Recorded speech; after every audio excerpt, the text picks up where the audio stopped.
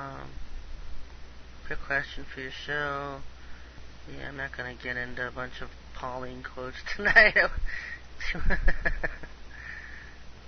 Not really prepared tonight to go on. I think not having all these technical difficulties. I think a lot of people that just have AOL not being able to get on the show.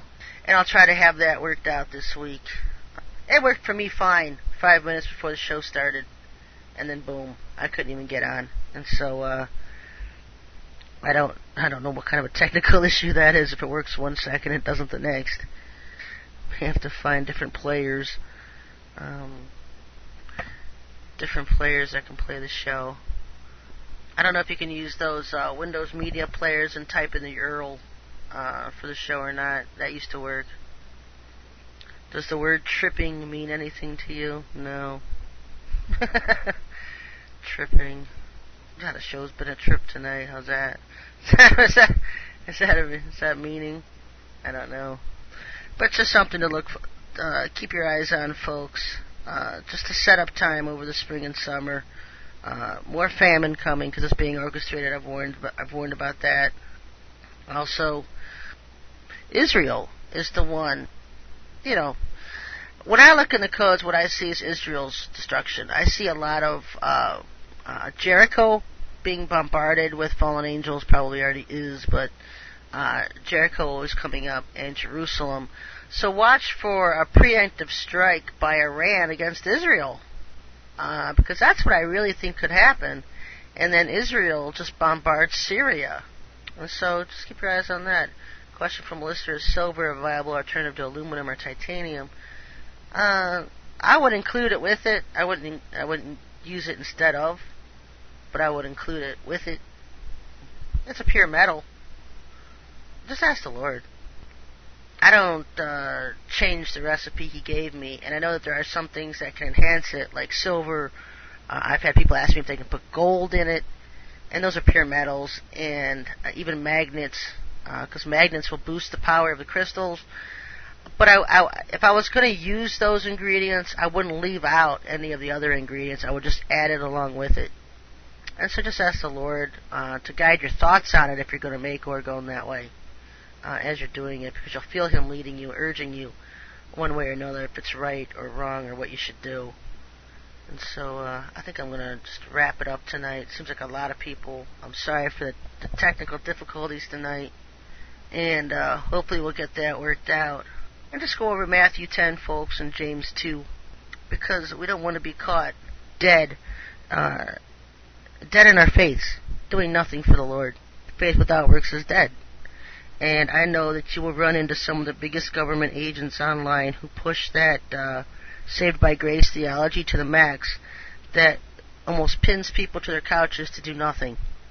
And you just have to say enough is enough. Read James, read Matthew, and find out what the Lord has to say about these things, because faith without works is dead. I can't even tell you where my faith would be today if I hadn't started getting off my butt years ago and doing things blindly in blind faith for the Lord. And that alone has just increased my faith 1,000-fold over the years. And seeing how He works and seeing the things He'll do, how many other people can drive onto Los Alamos undetected? I drove all over Los Alamos. I wasn't stopped one time. It was 2 o'clock in the morning. Car full of war gun. You know what, folks?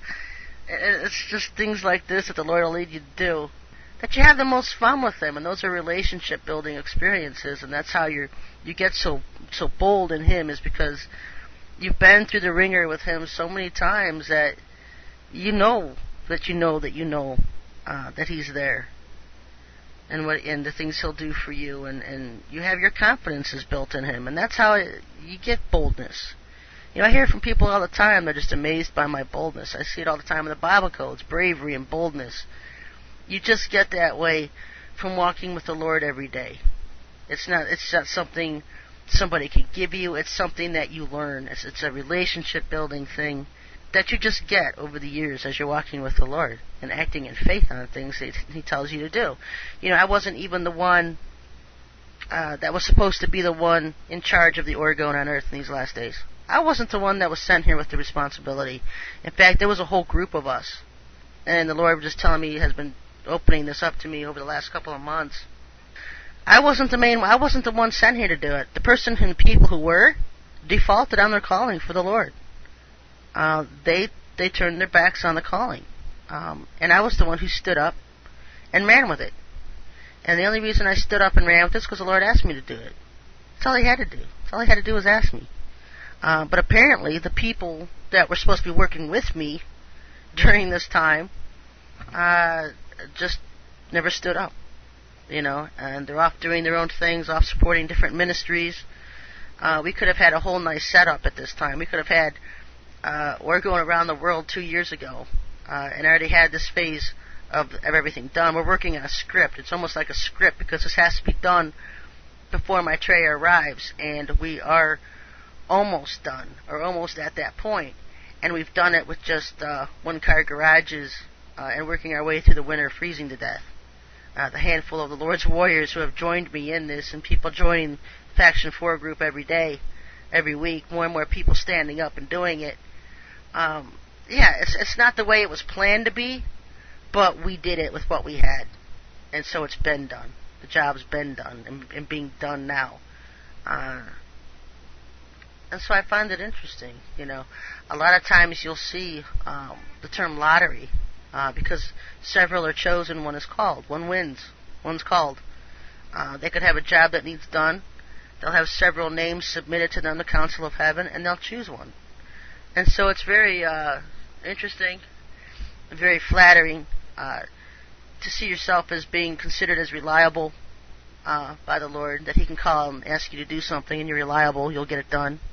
And that kind of stuff comes, folks, with just with faith and building over the years. But as you get to know Him, as you're walking with Him every day, and sitting at His feet, just sit at His feet. The Lord doesn't have favorites. He doesn't play favorites. He doesn't.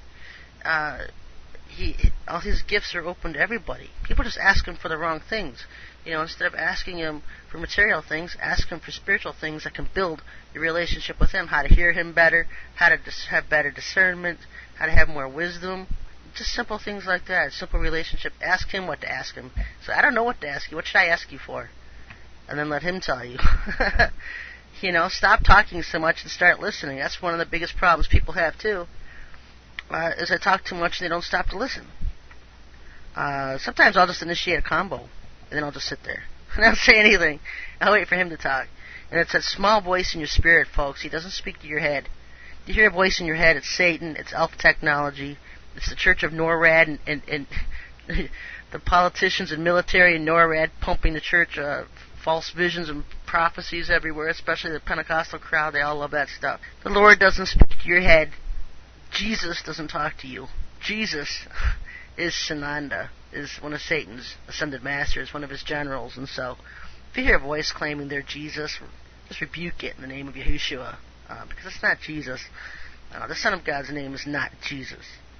One of the biggest things, you get that through people's heads, and they'll start to see all the false prophecies and visions they've been following and listening to over these years from these false prophets who are listening and channeling Jesus. Now, I don't know how many times I've seen that, where people are channeling Jesus, and New Agers channel Jesus, and that's exactly what it is. Even Christians today, pastors in the churches who say they heard from Jesus, they're channeling Jesus of the New Age. And so another reason the Lord taking a lot of His people out of the churches and leading them out. And one of the reasons why, because they're not His churches. But we're going to, I'll get into that more again next week. Your eyes on Benny Hinn. I think this year he's scheduled to be in Israel in September. And so Benny always seems to know what the Satanist agenda is, because after all, he is Satan's mouthpiece on earth. So there could be some interesting things happening in Israel this year in November. Or not November, in September. September being 2009. A lot of interesting events, months leading up to that as well. And like I've said, stay away from those who are instigating food riots, gas riots, any kinds of rioting in the streets. They're just CIA agents baiting people to get in the streets so they